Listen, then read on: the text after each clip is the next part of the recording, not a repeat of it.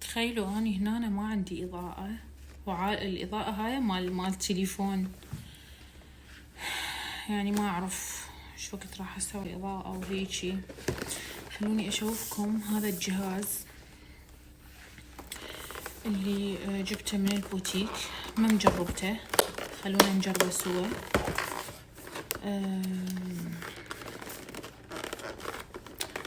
هو من التيتانيوم،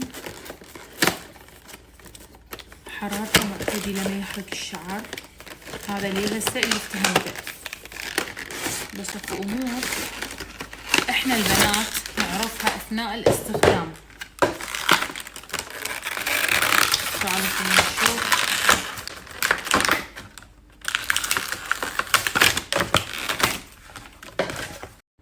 بنات مبدئيا اني احب شعري اسويه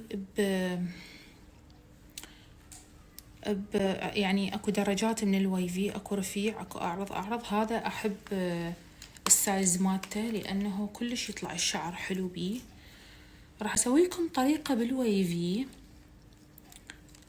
شرطها حتى يطلع الويفي حلو، شرطها شعركم بس تنشيف، يعني يكون بعده منفوش، مو انتو تطبروه طبر بالسشوار تلحون عليه وبعدين تردون يطلع حلو.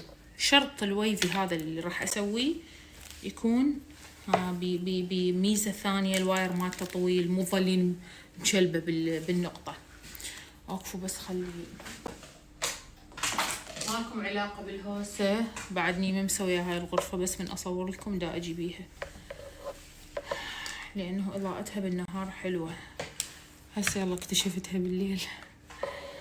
اني ما مشغلتها، خليتها على الكهرباء. تعالوا خلينا نشغلها سوا. شو شلون ضغطة قوية،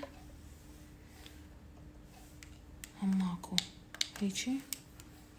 هيجي هم ماكو هيجي.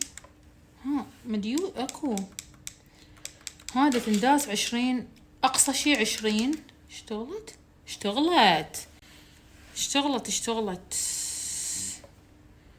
بس هي يعني صامتة ما تهوس. احب اللي يشتغل بهدوء بدون ما هاي احنا من نشتغل بالبيت نمسح لو نكنس، ما اعرف ليش البنية من تشتغل بالبيت تنظف لو تقلي لو تسوي عشاء